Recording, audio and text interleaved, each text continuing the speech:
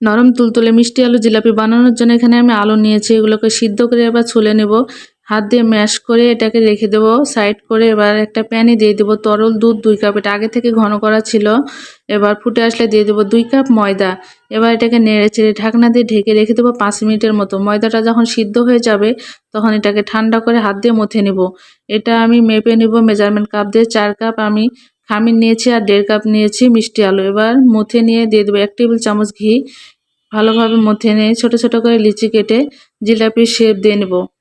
এবার এগুলো বানানো হয়ে গেলে একটা কড়াইয়ে 3 কাপ চিনি আর দিয়ে দেবো 3.5 কাপ পানি আর দিয়ে দেবো 4টা সাদা এলাচ। শিরাটা ভালোভাবে ফুটিয়ে নিয়ে এটা সাইড করে রেখে দিয়ে এবার জিলাপিগুলোকে ভেজে নেব।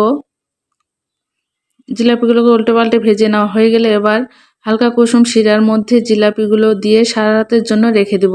এই তো দেখুন নরম তুলতুলে মিষ্টি আলু জিলাপি রেডি।